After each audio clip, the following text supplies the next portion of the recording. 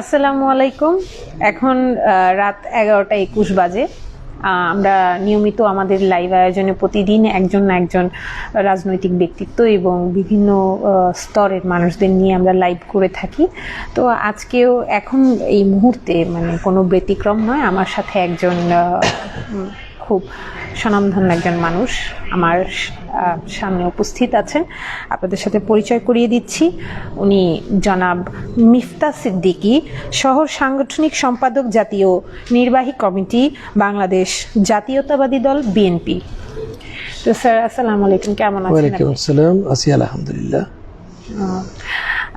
আসলে আমাদের লাইভগুলো হচ্ছে আমরা যারা রাজনৈতিক ব্যক্তিত্ব এবং সমাজের বিভিন্ন স্তরের মানুষ, তাদের মনোভাব এবং তাদের দেশের যে বর্তমান প্রেক্ষাপট এবং সমসাময়িক যে বিষয়গুলো চলছে এগুলো নিয়ে তাদের যে মতবাদ সেগুলো আমরা দর্শকের কাছে পৌঁছে দিই। তো আমি প্রতিদিনই প্রতিটি ব্যক্তিত্ব যারা আছেন তাদেরকে সবাইকে প্রশ্ন করি। আপনাকেও কিছু বিশেষ প্রশ্ন করব এখন। তো আমি এখন কি প্রশ্ন পর্ব শুরু করব? শিওর। আচ্ছা, আমার প্রথম প্রশ্ন আপনার কাছে, বিগত সরকারের রাষ্ট্র পরিচালনার ব্যর্থতার মূলের প্রধান কারণ কি? কারণ এই সরকার, বিগত যে সরকার ছিল সেই সরকারকে তো আমরা সরকারই বলি না, এটা একটা ফ্যাসিস্ট রেজিম ছিল। প্রথম দিকে হয়তোবা তারা নির্বাচিত, সেই নির্বাচন নিয়ে ইতিমধ্যে কোথায় এসেছে 2008-এর নির্বাচন, এবং এর পরবর্তী পর্যায়ে তো নির্বাচনই হয়ে নাই। অতএব সরকার কোথায় থাকলো? একটা ফ্যাসিস্ট রেজিমের মধ্যে গত 15 ইয়ার্স, লাস্ট 15 ইয়ার্স আমরা একটা ফ্যাসিস্ট রেজিমে ছিলাম। তো একটা ফ্যাসিস্ট রেজিম তো কখনো সফলতা বয়ে নিয়ে আসতে পারে না দেশ বা দেশের মানুষের জন্য বা কাঙ্ক্ষিত কোনো উন্নয়নের জন্য। অতএব এটা কি সরকারের ব্যর্থতা থাকবেই, কারণ সে তো তার সম্পূর্ণরূপে জনগণের সকল মতামতকে উপেক্ষা করে তার রাষ্ট্র পরিচালনা করেছে এবং সব কিছু করেছে জনগণের মতামতকে উপেক্ষা করে, পায়ে ঠেলে, পায়ে মারিয়ে। সো এখানে রাষ্ট্রের উন্নতি বলেন, জনগণের উন্নতি বলেন, মানুষের স্বাধীনতার কথা বলেন, ব্যক্তি চিন্তার স্বাধীনতার কথা বলেন বা ব্যক্তি মতের স্বাধীনতার কথা বলেন, কোনো কিছু উপস্থিত ছিল না। তাই তো এই ডিজাস্টার যেটা হয়েছে আমরা দেখেছি, দেশের প্রতিটি স্তরে স্তরে কী অবস্থা রয়েছে। সেখানে প্রত্যেকটা প্রতিষ্ঠান ভেঙে পড়ছিল একটা একটা করে, রাষ্ট্রের যে মূল স্তম্ভগুলো ভেঙে পড়েছে। সেখানে রাষ্ট্রটা একটা পুরোপুরি ব্যর্থতার জায়গায় চলে গিয়েছিল।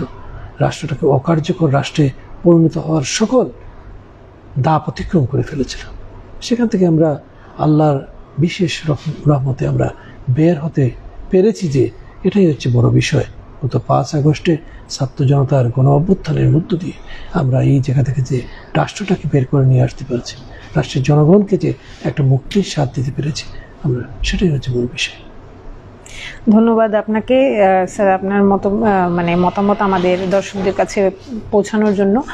আমার পরবর্তী প্রশ্ন হচ্ছে যে গণতন্ত্র প্রতিষ্ঠা করার লক্ষ্যে বর্তমান অন্তর্বর্তীকালীন সরকার কি কি দায়িত্ব বাস্তবায়ন করলে একটি সুষ্ঠু নিরপেক্ষ নির্বাচন এদেশে হওয়া সম্ভব? দেখেন, গত 17 বছর ধরে অনেক জঞ্জাল জমা হয়েছে। 17 বছরের জঞ্জাল একটি অন্তর্বর্তীকালীন সরকারের মাধ্যমে সব জঞ্জাল পরিষ্কার করতে পারবে খুব দ্রুত, তা সম্ভব না। কিন্তু এখানে মূল বিষয় গণতন্ত্রহীনতা ছিল। গণতন্ত্রহীনতার আড়ালেই বাকি সব কিছু জেঁকে বসেছিল। তো আমরা মনে করি গণতন্ত্রের প্রতিষ্ঠার জন্য বা গণতন্ত্র বিনির্মাণের জন্য সবচেয়ে বড় যে বিষয়, নিয়ামক শক্তি গণতন্ত্রের একটা, মানুষ তার ভোটাধিকার প্রয়োগ করা। এটাই একমাত্র নয়, বাট সবচেয়ে বড় ফ্যাক্টর হচ্ছে মানুষ ভোট দিতে পারেনি, এখানে ভোটাধিকার বঞ্চিত ছিল। এই সরকার আসার পর আমরা মনে করি এই ইন্টারিয়র গভর্নমেন্ট যেটা আছে এখন, এটা কিন্তু বাংলাদেশের 18 কোটি মানুষই যেহেতু একটা ফ্যাসিস্ট রেজিম থেকে বের হয়ে এসেছে, কোনো দলের কাছে তো কেউ ক্ষমতা দিতে পারে না। তো ইন্টারিয়র গভর্নমেন্টের প্রথমে কাজ হচ্ছে, যে কারণে গত 17 বছর ধরে 111-এর 2 বছর আর প্রায় 15.5 বছর বিগত আওয়ামী ফ্যাসিস্ট রেজিম যেটা গড়ে উঠেছিল। তো সেখানে থেকে বের হয়ে এসে মানুষটা কিন্তু আত্মাহুতি দিয়েছে, মানুষ জীবন দিয়েছে, হাজার হাজার মানুষ পঙ্গুত্ব বরণ করেছে, হাজারো মানুষ জীবন দিয়েছে, মানুষের ব্যবসা গেছে, বাণিজ্য গেছে, সব কিছু গেছে। মানুষ কিন্তু কথা বলার স্বাধীনতা চেয়েছিল, মানুষ গণতন্ত্র চেয়েছিল, মুক্ত চিন্তার স্বাধীনতা চেয়েছিল। সেই লক্ষ্যেই মানুষ কাজ করছে। এখন যেহেতু একটি অন্তর্বর্তীকালীন সরকার সকল জঞ্জাল মুক্ত করতে পারবে না খুব দ্রুততম সময়ের মধ্যে, তাই প্রয়োজনীয় সংস্কার শেষে, আমরা বারবারই বলছি, প্রয়োজনীয় সংস্কার শেষে নির্বাচন কমিশন গঠন করে, যেটা ইতিমধ্যে আপনারা দেখেছেন যে একটি নির্বাচন কমিশন গঠনকল্পে একটা কমিটি হয়েছে, সার্চ কমিটি। সেই সার্চ কমিটির মাধ্যমে অতি দ্রুততম সময়ের মধ্যে একটি নির্বাচন কমিশন গঠন করে এবং সেখানে প্রয়োজনীয় সংস্কার সাধন করে আমরা মনে করি নির্বাচনের দিকে যাওয়া উচিত।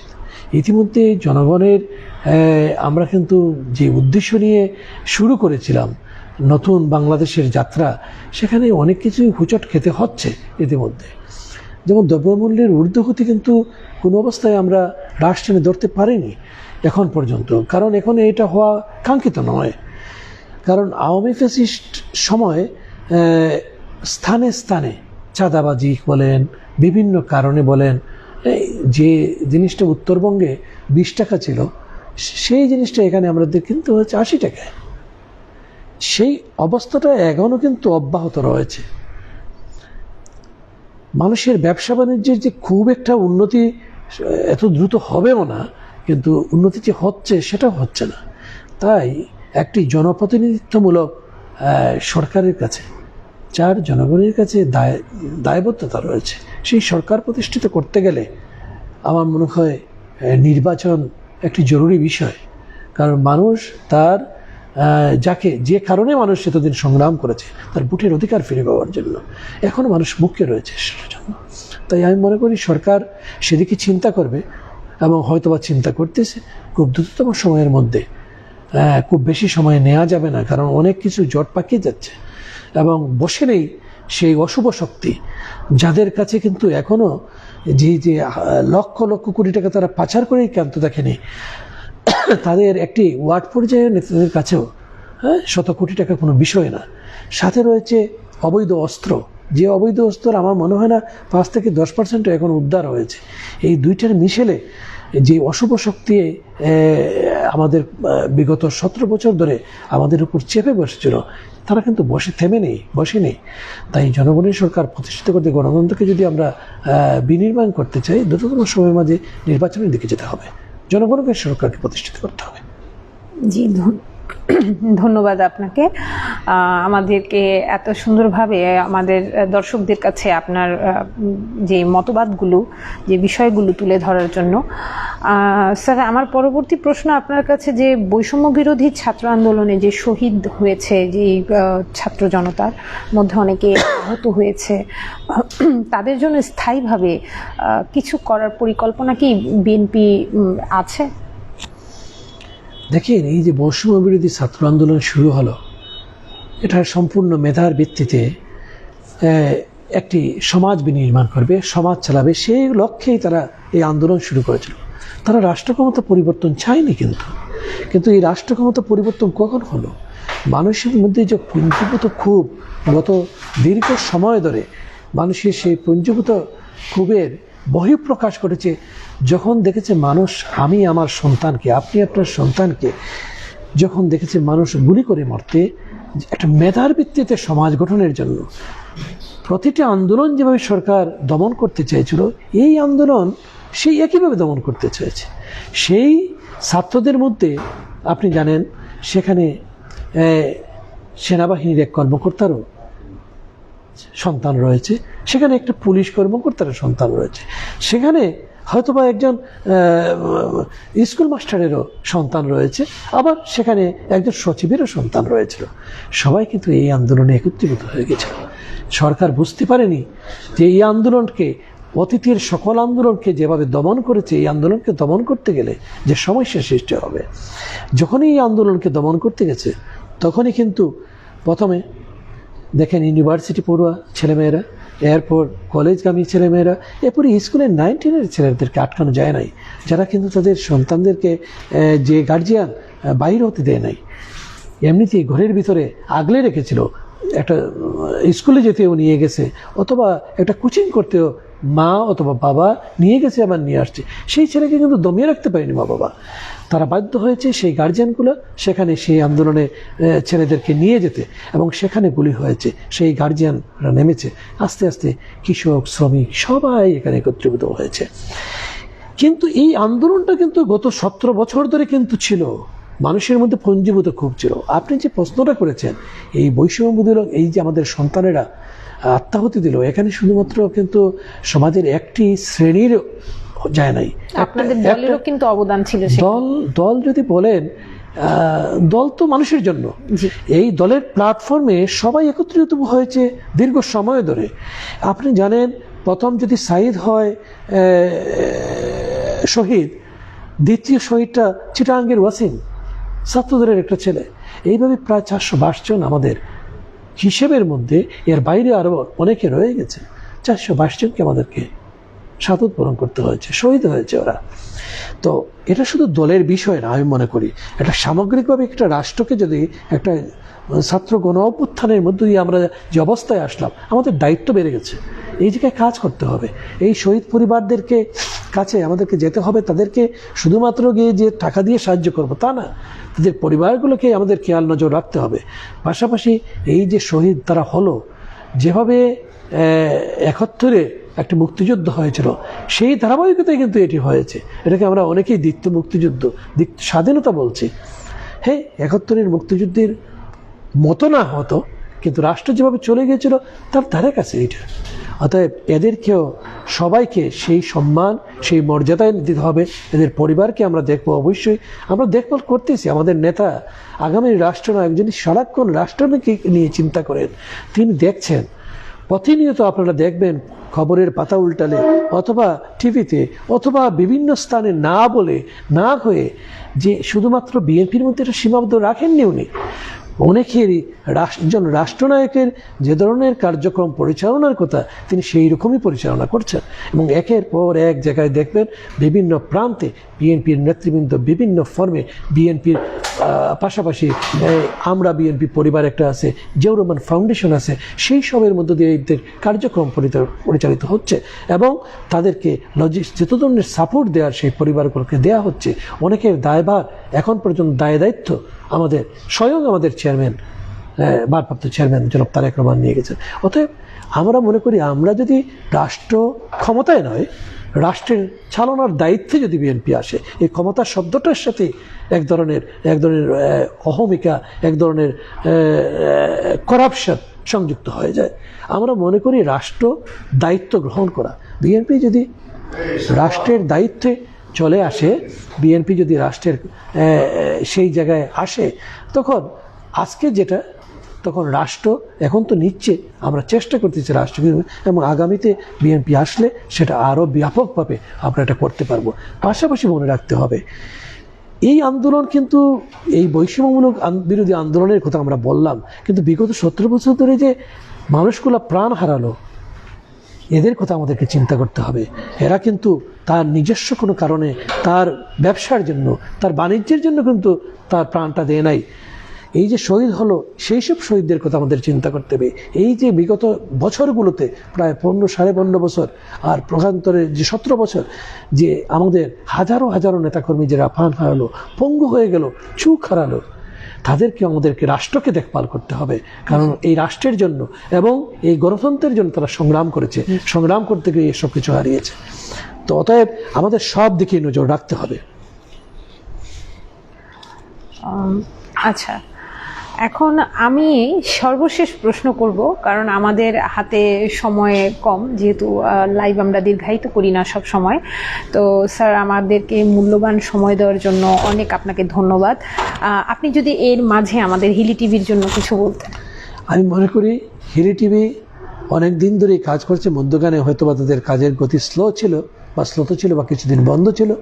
আমি হিলি টিভির উত্তরোত্তর সাফল্য কামনা করি, এবং আমি মনে করি জনগণের জন্য, জনগণের কথা তুলে ধরবে এই টিভি। এবং জনগণের যে পাস, সমাজের যে অসঙ্গতি, অন্যায়, অবিচার, সব কিছু শুধুমাত্র কথা চলে, শুধুমাত্র একজনের আমরা নিলাম একটা সাক্ষাৎকার বা এইসবের মধ্যে থেমে থাকবে না। হ্যাঁ, সকল অসঙ্গতিগুলোকে সমাজের সামনে নিয়ে আসবে, বিভিন্নভাবে বিভিন্ন উপস্থাপনা, বিভিন্ন বাস্তব চিত্রগুলো তুলে ধরবে। এটাই হিলি টিভির প্রতি আমার অনুরোধ থাকবে। আমি তার উত্তর সাফল্য কামনা করি। আচ্ছা স্যার, আমার সর্বশেষ প্রশ্ন আপনার কাছে, যেহেতু আপনি একজন বিএনপি জাতীয় নির্বাহী কমিটির একজন সহ সাংগঠনিক সম্পাদক, তো আপনি বিগত বছরগুলোতে 16-17 বছরে কি ধরনের বাধা বিপত্তির শিকার হয়েছেন, যা আমাদের এই লাইভের মাধ্যমে দর্শককে যদি একটু বলতেন। বিগত 17 বছর ধরে আমি তো ব্যক্তিগতভাবে বাধা বিপত্তির অনেক, আপনারা জানেন কি অবস্থা ছিল, কি এই যে বিগত 17 বছরের আন্দোলনে বিভিন্ন সময় বিভিন্ন ধাপে হয়েছে। আপনারা যদি দেখেন, এই সরকার বা রেজিম যেটা বলি আমরা, প্রথম দিকে নির্বাচিত হওয়ার পর প্রথমবারই আমাদের 57 জন অফিসার মারা গেল। শুরু হলো একটা বাংলাদেশের বিরুদ্ধে যে সকল দেশি বিদেশি কুচক্রী, তাদের ষড়যন্ত্র। এটা কিন্তু একটা শুধুমাত্র দেশের আভ্যন্তরীণ একটা বিদ্রোহ বলে যাকে চালানো হচ্ছে, এটা বিদ্রোহ ছিল না, এটা কোনো অবস্থায় একটা বিদ্রোহ, এটা পরিকল্পিত হত্যাকাণ্ড ছিল। বাংলাদেশের ব্রাইট অফিসারগুলোকে এক জায়গায় নিয়ে গিয়ে তাদেরকে সরাসরি হত্যা করা হয়েছে। তার বিচারটা এখন পর্যন্ত হয় নাই।